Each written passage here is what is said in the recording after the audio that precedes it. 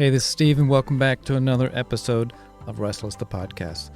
The last show that you heard was a Rogue Wave, and tonight we're going to have a typical episode. And we have a gentleman with us tonight, Bobby, who I think, if you think about it, particularly as guys, it has the kind of life that he really struggled through. Death was around him, and it was tough growing up. So, hey, if you've been there, we really encourage you to go ahead and listen through this entire show. Matter of fact, if you have a story that you would like to share with people, because everybody's story gives somebody hope, particularly when in it there's built this component of faith that has a difficult ending sometimes, but one that gives people hope. And we would encourage you to get up with us at Restless the Podcast. And you go to our website, it's restlesspodcast.com. And there's a little section that says, tell your story. We would love you to pull that drop-down box, fill out some information, and we will get back with you. Keep in mind, your story is like a set of fingerprints. Nobody else has it, and that's what it makes unique. Luke, can you introduce Bobby tonight? He's got one of those incredible stories that, everybody's story has been wonderful and powerful, but this may kind of tweak the heart of guys who have been in this situation. And it can be at spots difficult to listen to, but in the end, I think you will get this sense of hope and hang in there for this. So, Luke, tell us about Bobby. Hey, everyone, it's Luke. Welcome back, and thanks for the pass-off, Steve. So, Bobby's story is a pretty cool one, and Bobby is a guy I actually know a little bit, and he's a pretty cool guy. Bobby really likes to build and drive race cars, and he's chasing that trophy with a whole lot of passion. But where Bobby's story begins is in childhood, being surrounded by a lot of death, including the deaths of those who were close to him and deaths of those he loved, which led him down a road of asking many questions about death, even pondering his own. And while feeling as if the question of wondering why he was still here prodded at him, also, he often felt like an underdog. And so this will be Bobby's story of coming to deal with death at a young age, growing up with that on his mind, and trying to wrestle out an understanding of what that all meant, how to carry that baggage, and where it's leading him now. So, welcome, Bobby. Thank you. Bobby, thanks for coming to Restless the Podcast tonight. We're excited to hear your story, and just take it away. Well, thank you. My pleasure for being here. Well, I'm from Carroll County. I'm 35. And I can't say I've had a bad life growing up. As a child, I had everything I needed. And I was taught at a young age, what you want and what you need are two totally different things. And, my childhood, there wasn't a whole lot of children living where I grew up, and I kind of took friendship to my neighbor, who was an elderly man, and he hung out with me. I helped him in the garden, and he passed away when I was 8 years old, and that kind of hit me pretty hard. He was like my best friend. And after that, it kind of became rougher in life trying to find a friend. But I'm doing good now. I have a lot of friends, a lot of good family.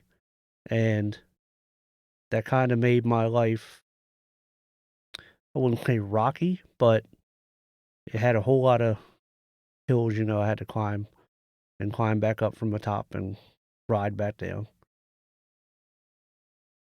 But yeah, I mean, it's not bad. And I have a wife and a daughter now, and that really helps me understand life a lot better now, and what I'm living for, and watching her grow up, makes my life a whole lot better. And me finding the Lord when I was 19, that, definitely opened up my eyes. And I mean, I don't really know where to go from that point, but my life before 19 was very chaotic. And I dealt with a lot of bullying, in school because I have a speech impediment. And when I was younger, I had to have an operation and it didn't really go well. They kind of botched it, through late 80s technology. And I remember not being allowed to read to the younger kids, growing up. And that kind of made me standoffish from a lot of authoritative people like teachers and whatnot. And then I didn't really, meet a lot of people because of that. But that made me very angry as a child. And then my uncle passed away, and we was in third grade. And they didn't, like, my family didn't even know I was gone from the funeral home. I had walked out just to get away from all of that, and they had no idea. And then that kind of made me think, do I really, how important am I? And that added to the baggage of what I had. And I'm not an only child. I have a older sister, and then my dad was married previously to, from my mother, and had two daughters in that marriage, and one of them passed away, unfortunately, back in 1989. And I got to meet her one time. But my other, I guess, half sister, I talk to her every now and then. But so I've had family, but I've kind of been the black sheep of the family. I kind of did my own thing. Nobody really was into anything I did, and that made it really tough growing up because nobody kind of understood what I was doing. So, Bob, tell us a little about that childhood years, and you've mentioned some stuff about being at funerals. You walked out, and can you go into some more detail about what you're thinking? I mean, what you were feeling. Yeah, pretty alone and not knowing how to feel. Like, do you cry? Do you, like, how do you handle, a human being not being in your life anymore? Mm. And that was very difficult for you then. Yeah. And the Yep. looks of it still is. Yep. Yeah. So, what kind of things did you do to cope with that? Well, growing up, cars have been, my passion my whole life. Working on cars, driving them, watching them on TV, reading, books and all that. We would go to the library every week, and I would make my dad pick out a car book to read to me. And, that's what I've done my whole life. And then between that and music, that's what got me through life. I would put headphones on at the end, while I would go to bed per se. I would lay there and go through every radio station on my radio and listen to everything just to try to mellow out.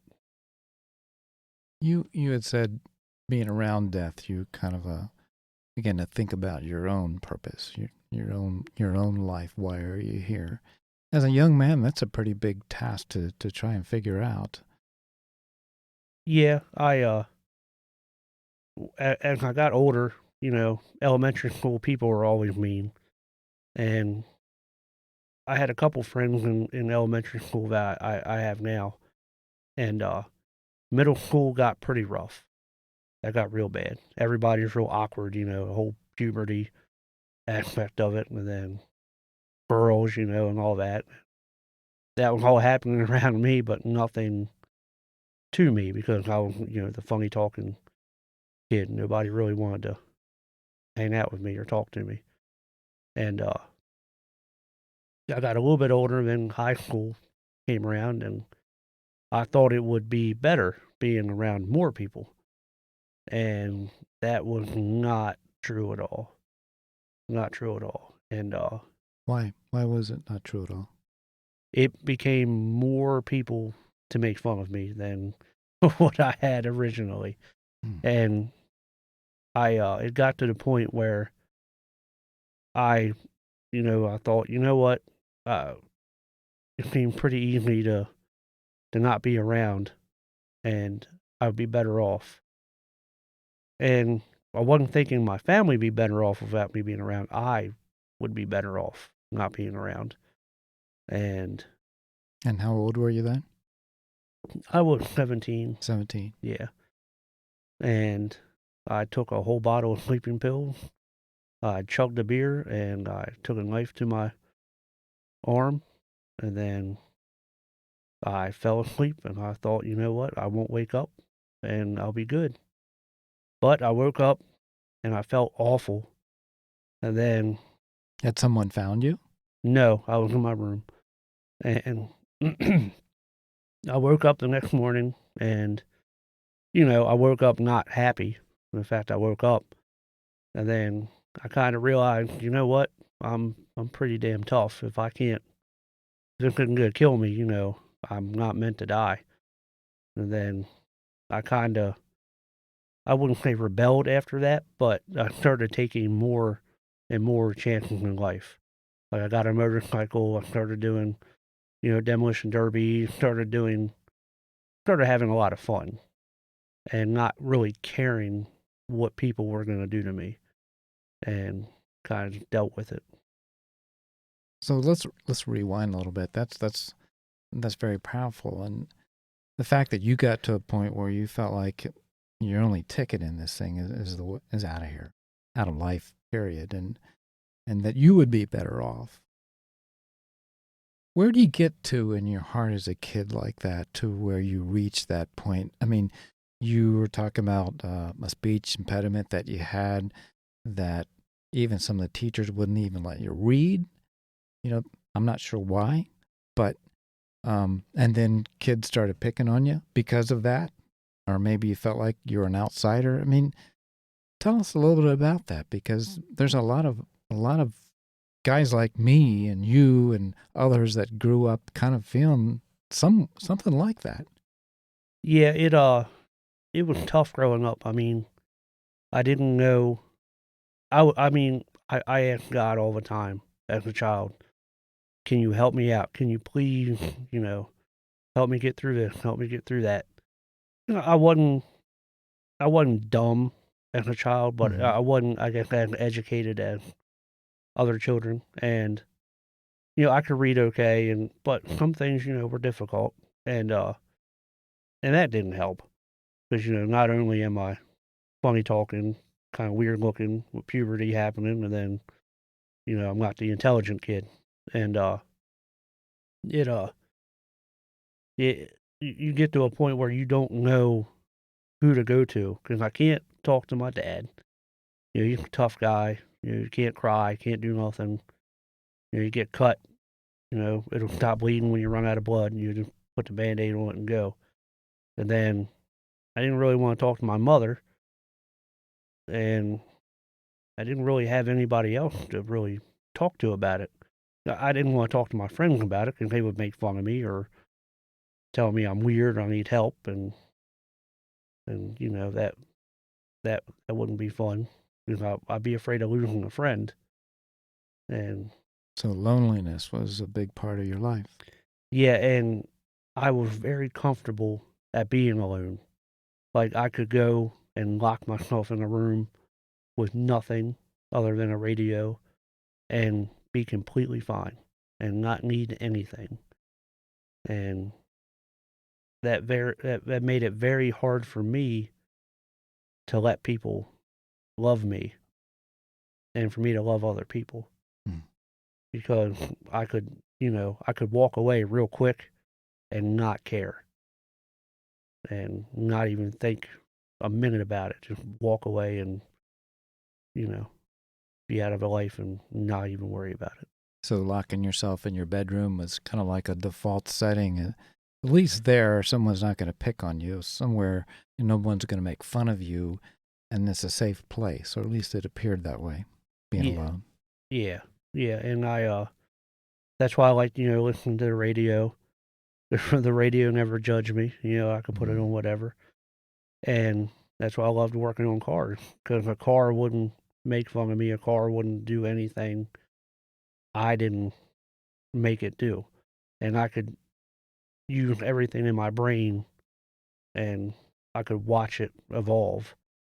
And when you're behind the wheel of a vehicle, you're not the funny talking kid. You're not the big haired, hillbilly. You're just the driver of that car. And that really meant a lot to me to drive a car. It really made me feel good. Yeah, but let's talk about that moment when you decide to take those pills. You just lay down thinking you're not going to wake up, maybe hoping that you won't wake up, and you chased it down with some alcohol, and you also said you cut yourself. Yeah. I mean, Yep. did any of this come to the attention of your parents at any point in time? Nope. No. I never told them anything. I I had thought about it, for a long time prior to doing it. And then I finally, it clicked, and, I'm like, I'm going to do it. I'm tired of it. I'm tired of being who I am. And I went and I bought sleeping pills, and, there's always beer in the refrigerator. It doesn't really matter.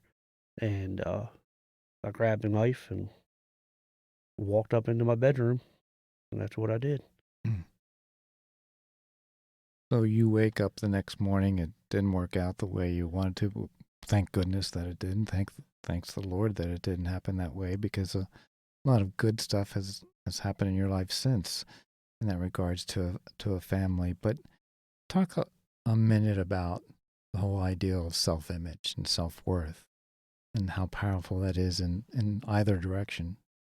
People don't really realize what popularity and, I guess, popularity would mean to a child, or being recognized or being involved. They don't realize that growing up, when you have a group of people that you fit in with, and your clique, you're the popular group, or you're the table they want to be at in the cafeteria. And when you're not part of that, and you're never good enough to be anything at that point in time. And that's really what's wrong with the world now. Children feel like they're not good enough, and that's why we have a lot of children, unfortunately, committing suicide.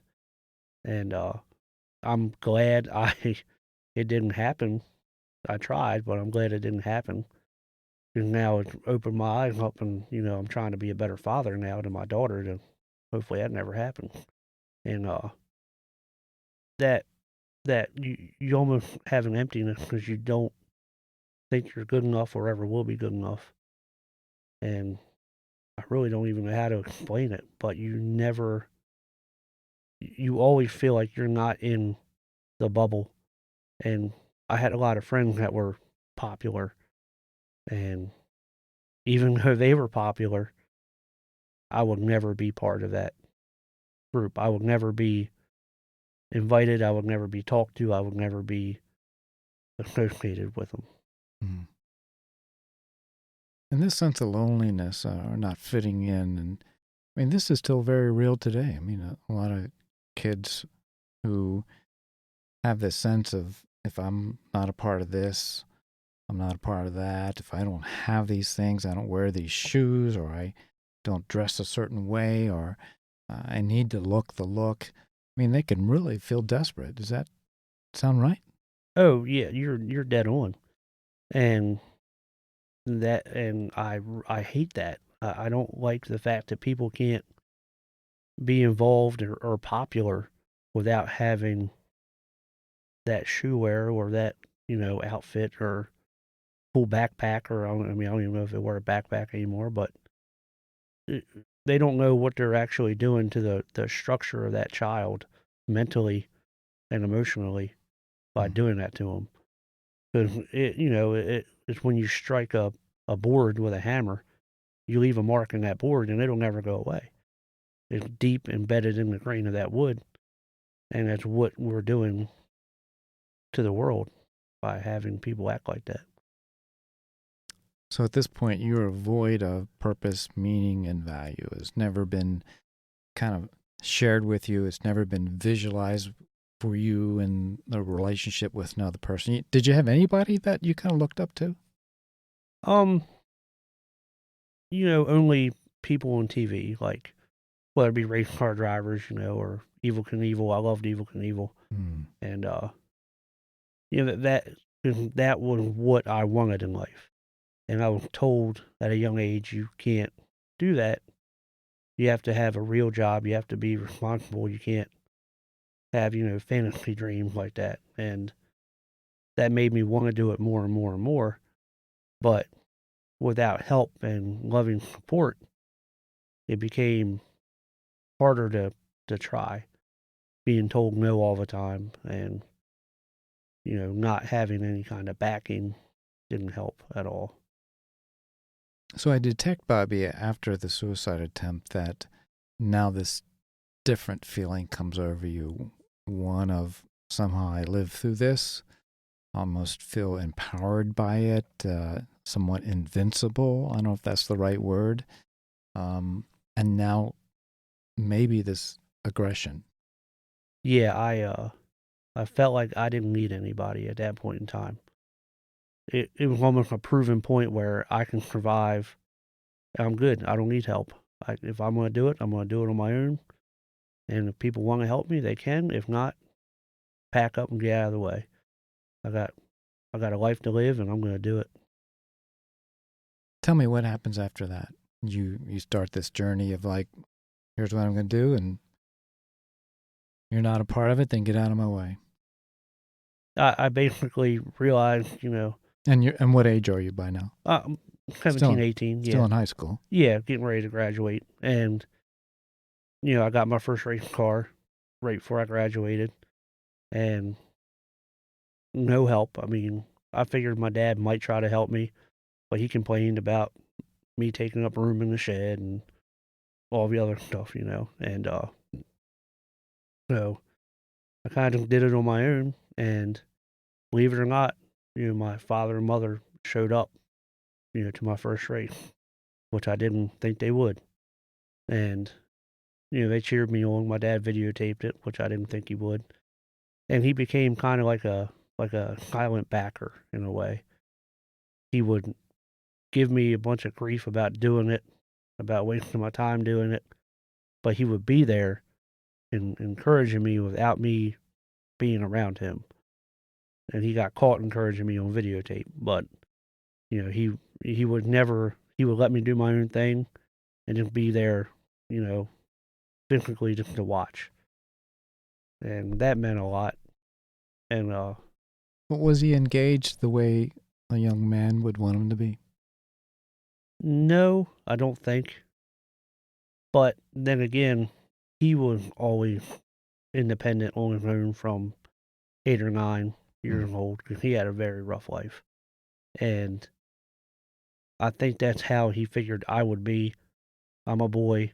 You go out if you want to do it, do it. I'm not going to, I'll give you the tool, you go do the job. And he figured if I'm 17 or 18 years old, I'm going to do what I'm going to do. I'm an adult. And he's not going to be able to really tell me no. He's just going to make sure I don't hurt myself to a point.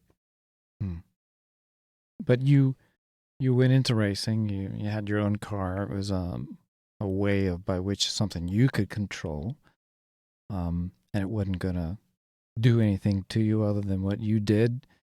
And but you had once told me that you also took your aggressions out while driving. You had like incredible amount of tickets in a short period of time, or run-in with the law and things like that. Do you want to go there? Oh yeah, not a problem. You thought I forgot. Oh no, I was going to bring it up. That was a pretty bad point in my life too. And what age are you? I am 19, and I've been active at the church. My neighbor down the street was a pastor at a church, and he took me. I went on my own.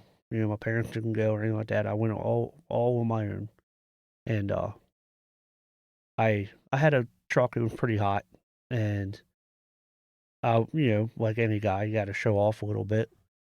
And I was doing a burnout, and a cop came at me, and I drove at him, kind of played chicken, and then You did that deliberately.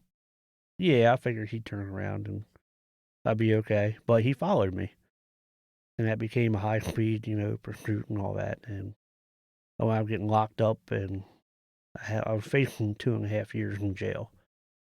It was not looking good for me at all. And I got out. I had to make a phone call to have my parents come pick me up, and my dad wasn't going to come get me. My mother made him come pick me up. It was a fun car ride home. If you've ever been locked up, it's not fun. But, I go to work the next day, and my dad's still mad at me. And then my lawyer, I have to get a lawyer, and my lawyer's like, oh, we're going to play it like you're afraid of authority, you freak out, and then we'll play that ticket, And he's like, you need to go to therapy. And I'm like, okay, why? He's like, if you go to therapy, they'll think that it's real, and we'll get out of this ticket. And I'm like, okay. And the therapist, it was a joke. My dad actually had to come in, and then that brought up all, old flames, of aggression and anger. Then we got into it in the therapy, yelling at him, and I yelled at the therapist, and then the therapist wound up quitting and kicking me out, and I never got to go back. And my lawyer wasn't happy, but I prayed. I realized my court date was coming up, and I'm gonna go to jail. Like there's no way around it. I'm going to jail. And I remember, you know, laying in bed, praying and thinking about it. I'm like, what am I gonna do? Like, I've never been in a situation and I needed help. And I asked him for help. I'm like, you need to help me. I'm like, I don't know what else to do. And I went to court, and the judge dropped everything but one reckless driving fine. And I walked out of there a free man. And to this day, I can't, thank the Lord enough for that. Because he helped me get my life back on track. That's you hear that story a lot in that desperate place of life. You reach out to God, who maybe you've never reached out to before. You said you had started attending a church, and why? I mean, and why faith now? Why God now? I mean, really, had he ever been a part of anything before? No. And I've always been fascinated by the history of the Bible and Moses and the Ark and all that. It's all been very interesting to me. And he had always bugged me, hey, why don't you come to church with me? Why don't you come to church with my family? I'm like, okay. I did it, and I loved it. I felt welcomed. Nobody judged me. Nobody, you know, talked crap about me. I felt great. And then, after going there for probably 5 months, and another pastor came up from North Carolina, and he talked to me, and we had like a normal little talk outside the church. And then the next day we went back. It was revival week, and I got a feeling in me. I'm like, man, this is it. Like I feel great, and I felt like that bubble that I was never in, I was able to get into, and that's when I asked the Lord, please be a part of my life. I want you in my life right now, and I dropped down to my knees right there, and that's the day I was saved. So, what age were you? 19, 20, 21? I was 19. 19. And Yep. finally, you got to a place to where you were part of something that you felt welcome. People didn't judge you. But that didn't solve everything, though, did it? No. And when I asked the Lord to be, part of my life, a lot of things became different in the world. And not like night and day. When you wake up, everything's different. I realized, talking to people, reading things, naturally everything was changing. My thought process in life, my thought process on how I looking at people, talking to them, um, my morals, my conscience, my self-conscious, and really myself being a different person. And then I realized how judgmental the church really was, and I didn't. And it was after I realized, I'm looking at these people who they really are, and I'm like, wow, they are not really doing what the Lord wants them to do.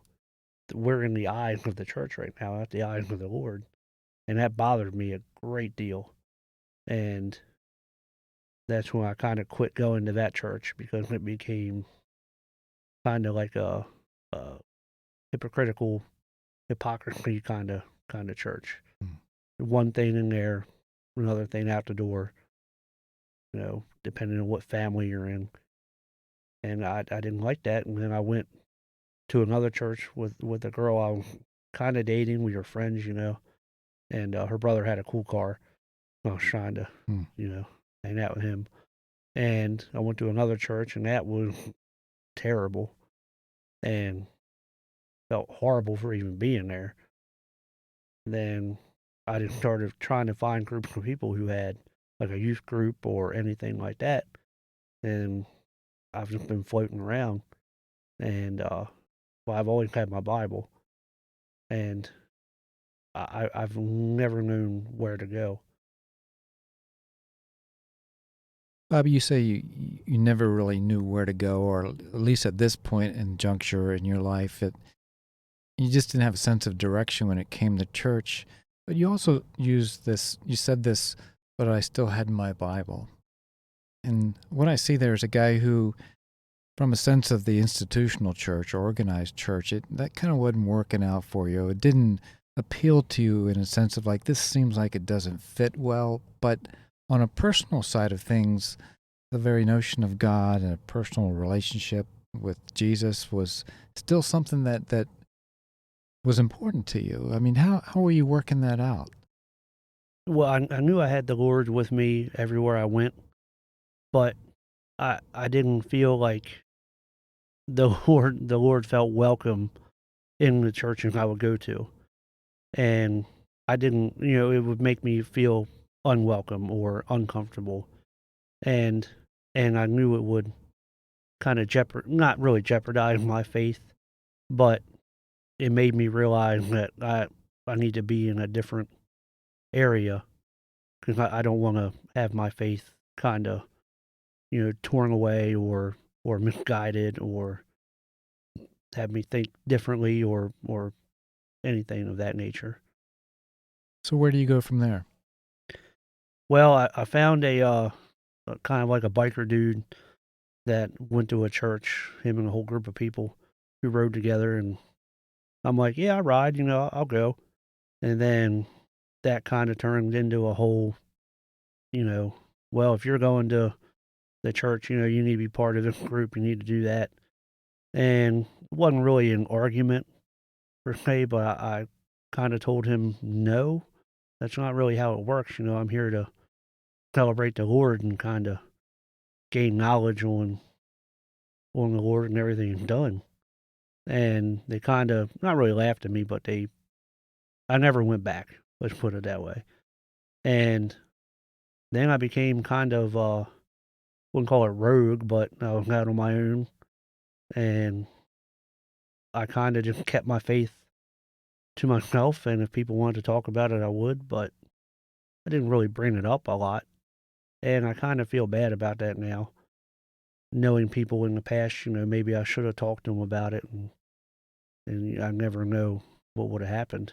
And that's kind of like not a guilt aspect of my life, but I think everybody feels that can or should they have done more in their life why they could. Hmm.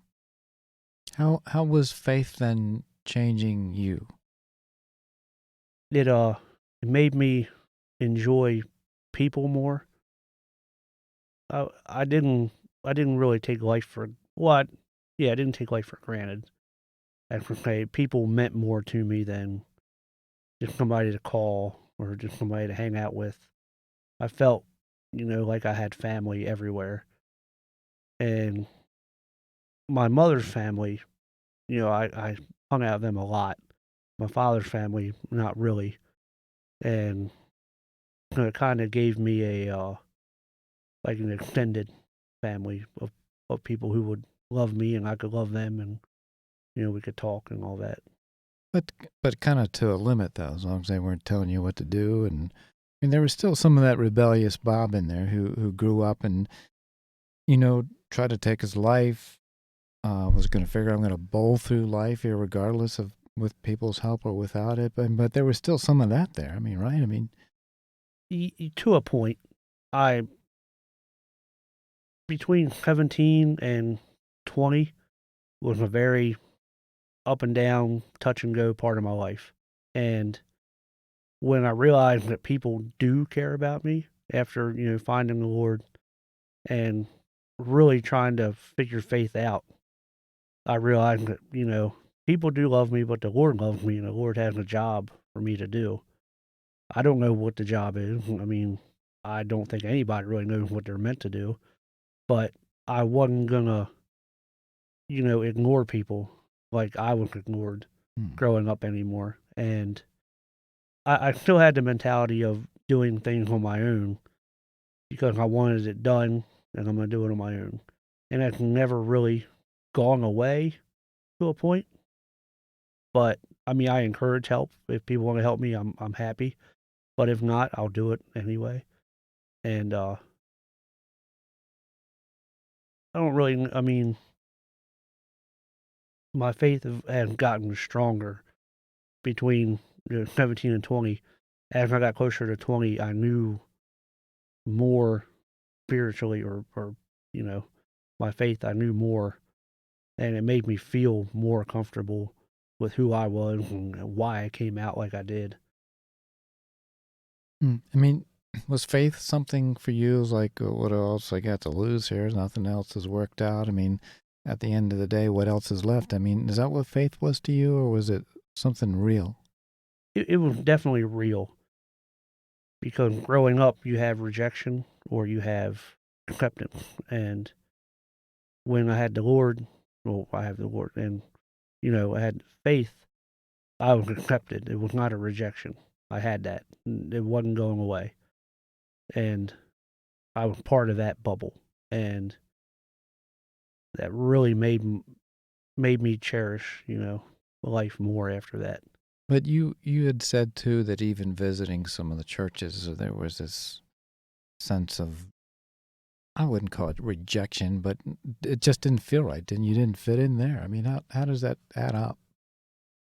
Well, it wasn't really a fact of me not fitting in, but more of a faith aspect of they're not doing what the Lord was asking of them in that building or church or however you want to call it. They were more of a vanity and an appearance than the real Word of God. Hmm. And I could kind of tell, before I was saved, before I really paid attention to anything, I wouldn't have thought anything about them. I would have walked in, and, yep, they're going to do your little hoopla and walk out the door. But now growing up and becoming a man of faith, I kind of realized what was happening. And the Lord opened my eyes to the point where, hey, you really need to check these people out because they might send you down a bad road. And you never know what's going to happen. And if you want to continue to be faithful and, and God loving, you might want to rethink that, try to talk to people, try to help them. Because, maybe I was sent there to try to help people. And I obviously I didn't, or maybe I did, I don't know. But How were you, even in the church, you kind of rebelled against authority. I mean, did some of that carry over, you think, in your involvement in some of those churches? no, I walked into them very open and not afraid for them to tell me anything. I was trying to be told, information and all that. I went there for authority in a way, and it just wasn't what I had expected to happen. Hmm. Tell us a little bit about, you were talking about some of your friends earlier, that tragic event had occurred. Yeah, I was growing up. Well, in my early 20s, we all had a friend named Tom, and he had a different lifestyle, and we were okay with it. We didn't care. He was our true friend. We loved him. He loved us. And he would help us out of any kind of predicament. We would do the same thing for him. It was like having another family member. And he got in a lot of trouble. And in his own words, that he had written down, he was so used to helping people, he didn't know how he could take being helped. He didn't know how to ask for help. And I feel really bad for him even thinking like that. And he took his own life. And I was on the phone with him when it happened. And I'll never forget, you know, the the sound that makes, of the gun and everything. That was a wake up call too. And it had me thinking about how I almost took my own life and the impact it would have had on people not knowing, because once you do it, you don't know the impact you'll have. And the impact he had doing that was astronomical. I've never, that'll never go away. Hmm. So here's Bob. Through the course of life, we started out the show talking about how death was around you, and even in your journey with coming to know faith, you see it again. You see it in someone you thought it would never happen. What are you thinking? Uh, who's next? Like, what is going to happen now? Because if it can just pop up and happen, what are we doing? And lo and behold, not long after that, my friend Larry died as well. I found him in his bathroom. Well, his nephew did, but I didn't believe him. I walked in there and he had passed away. What happened to Larry? Um, Honestly, I don't know. There's a lot of different, stories going around about. He was an older guy. He was in mid-50s, but Hmm. I don't know. He liked to drink, but it's hard to tell what happened. People say he fell down, hit his head, and they took him there and laid him down in the bathroom, and he claimed he was okay, but never came out. And I'm not sure. I'll never probably ever know the truth, but So likely injury or complication related to drinking. yeah. I mean, I think he got a concussion, and they didn't know what to do. So they just kind of dropped him off and Hmm. thought he would wake up, but Hmm. didn't happen. And that was kind of rough, walking in and your buddy, they called you Junior all the time, who's right there and dead. I mean, that's pretty horrific, Bob. I mean, for most people, those types of stresses with death, that's just a real major setback, and affects you as a person and your whole psyche. And yet, where does a God who around you people are dropping either by their own hand or by whatever other cause, how is that impacting you? I mean, why continue on with faith? Well, I knew, I still have a job to do, and I know that when my time is up, I'll go. And the Lord will take people when it's time to go, not you know self-inflicted. Yeah, I mean, obviously that's a different kind of scenario, but I uh I I didn't ask God why. In a way, I kind of try to figure out on my own, what had led up to it. And all I did was ask God for help on trying to get over it and go about our day. And with Tom going, we had to clean all that up. Me and my friend, we had to go into that bedroom, and they removed the body, but the fact that he was, a homosexual, they were going to charge him arm and a leg to clean that room. So we did it. We got rid of all the mattress, we got rid of all of it. And you kind of have to turn off your emotion when you do anything with that. And I guess being around death a lot, you are able to turn it off. And I was very heartbroken when Larry died. And I was heartbroken, for a day. But then I kind of dialed it back a little bit and kind of dealt with it. But doesn't that stuff catch up with you sooner or later? Yeah. And I've had breakdowns, and,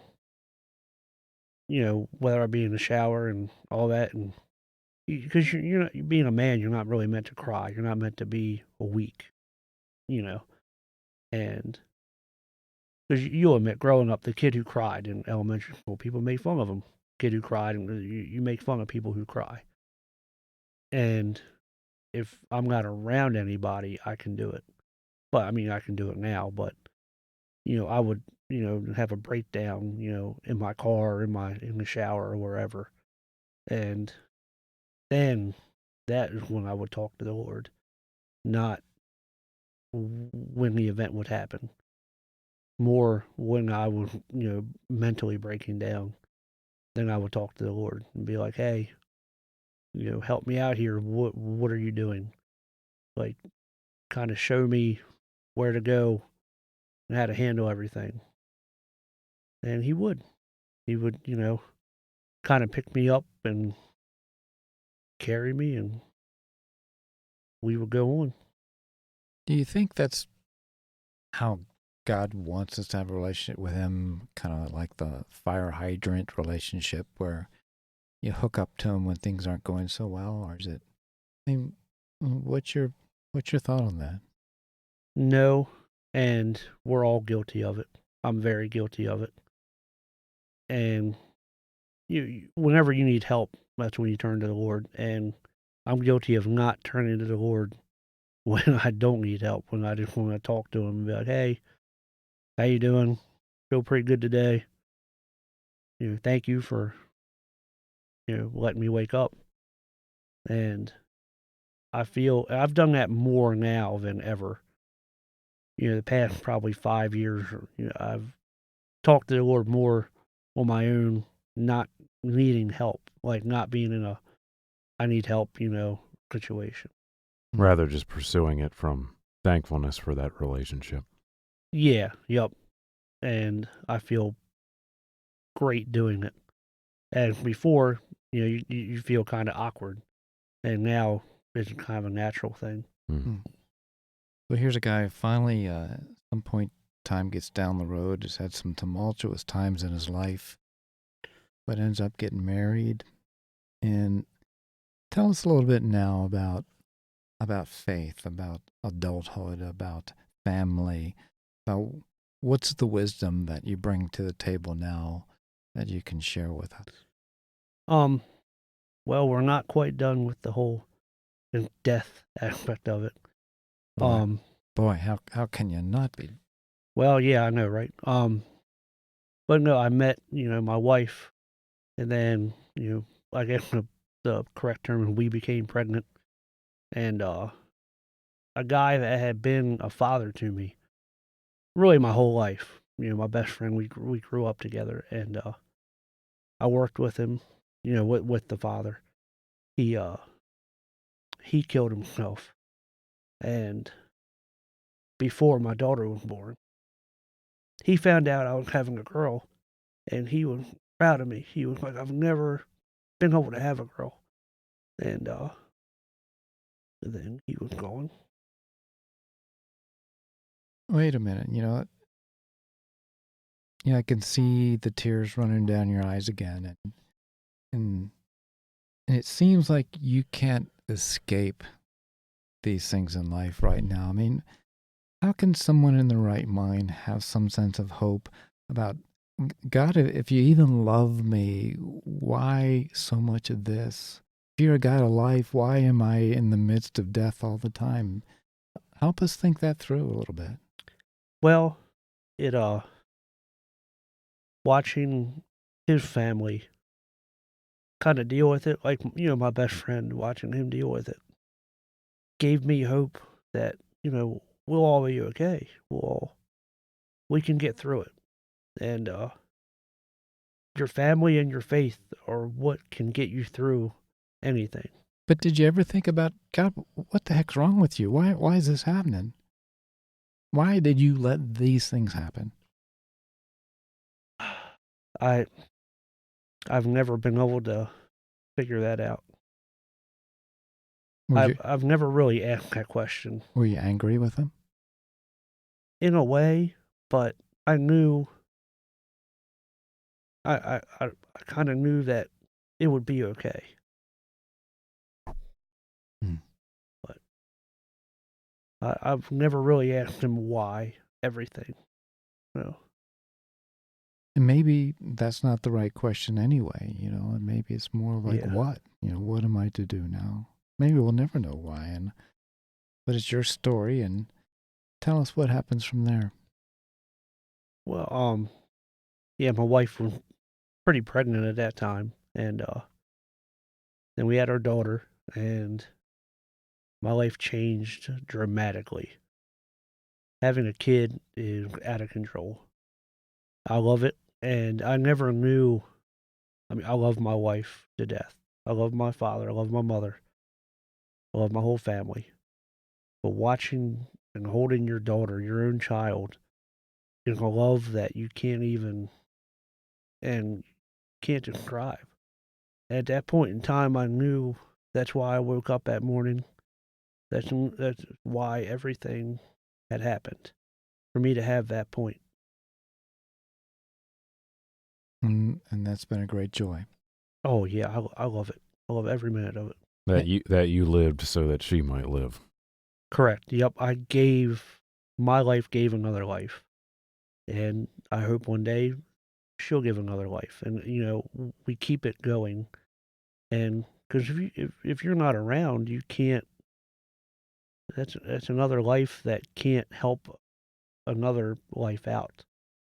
Yeah, and there was one day that you had a plan that you weren't going to be around. Yeah, and I'm glad it didn't work out. Mm-hmm.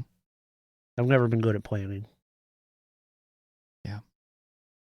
I'm kind of glad for that.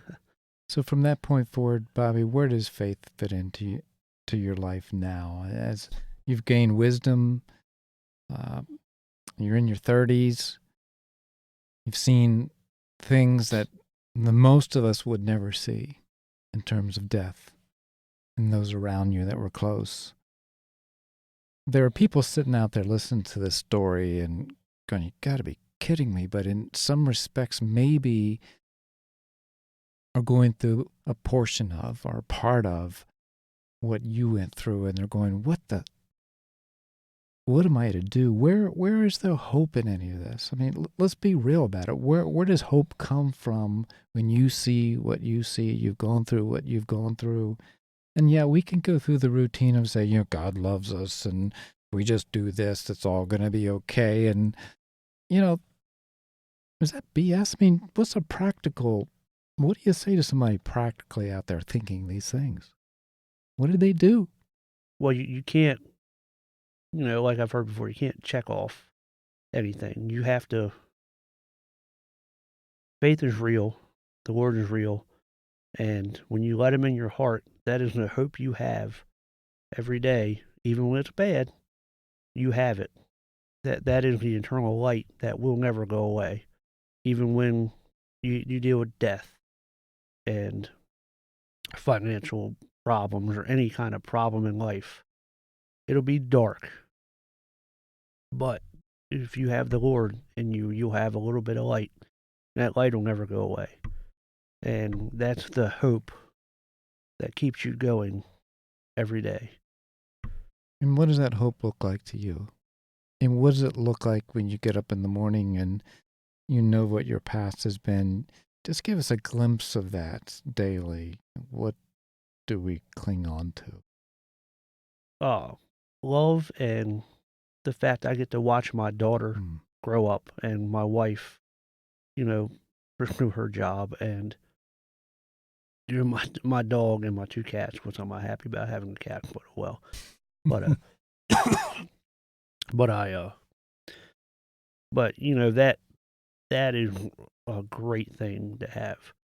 That hope, even people who don't have children, that little glimmer of light is, what am I going to be able to get into today? What am I going to be able to do today that I couldn't do yesterday or the day before? And what am I going to do tomorrow? Like, you have to look at it like that. Not, holy crap, you've been through all that. Why are you even happy? And because that happened way back then, and I have to worry about today and tomorrow, not, 24 hours ago.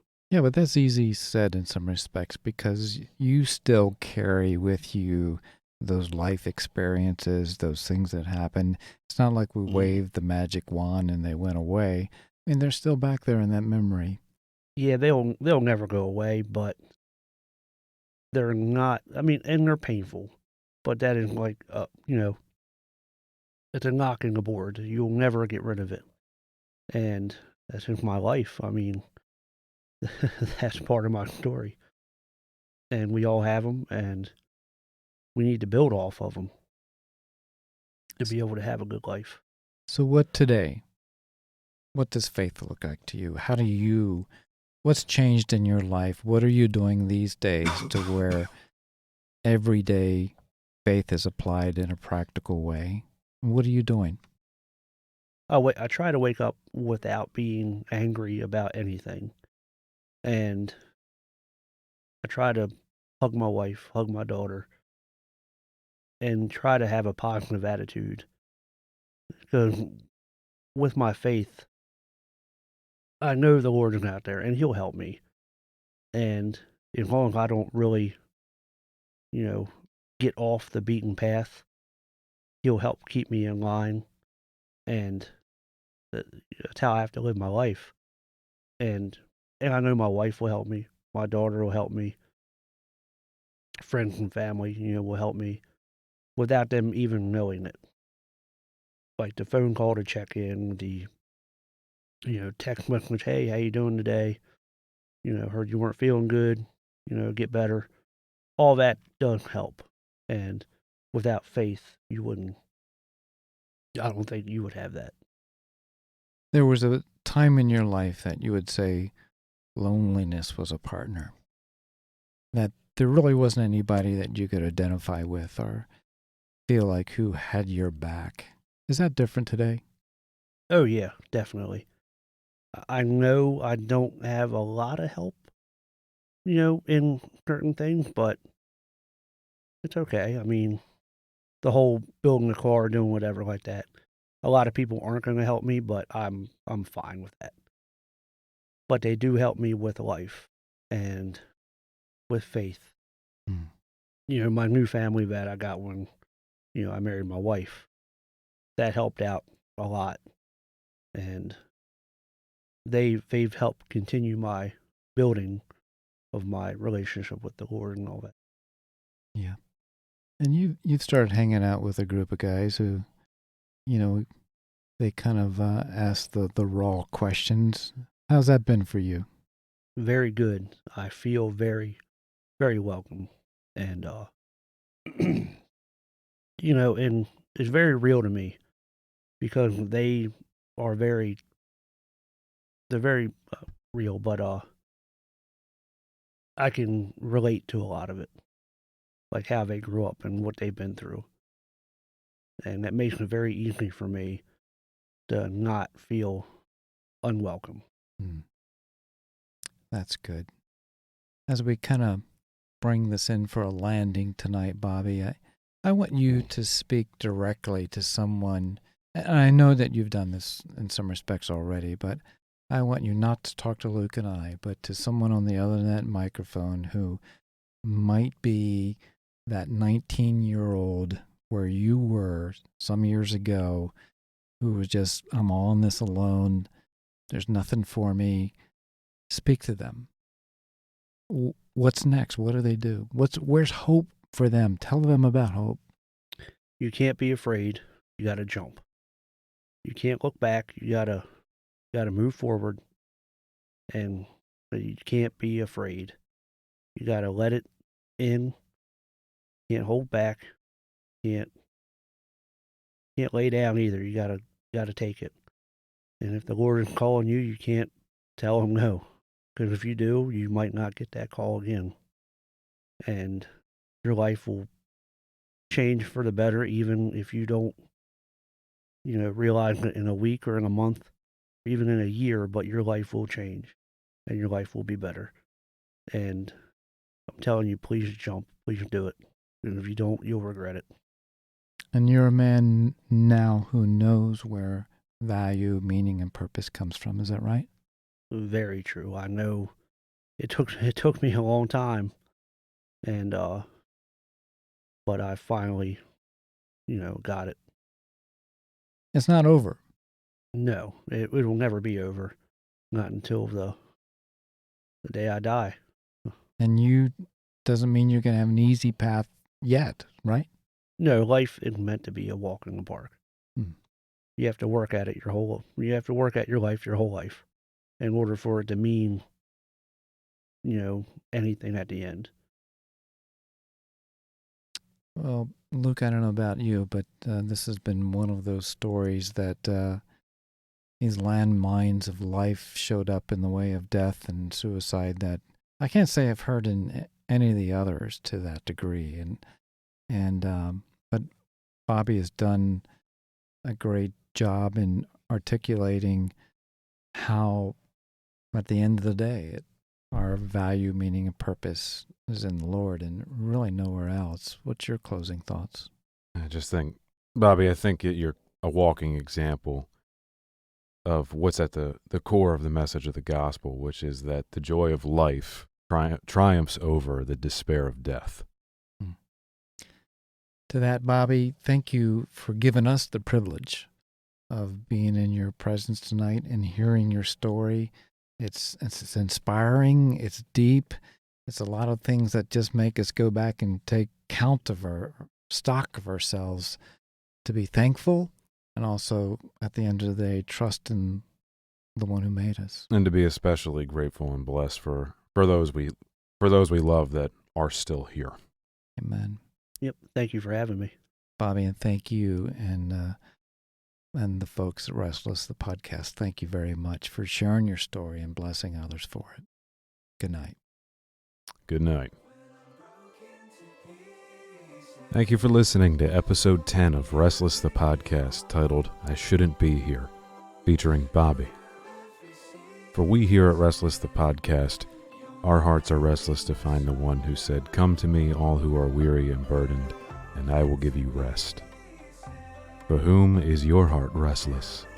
And for tonight, for whom might you still be here?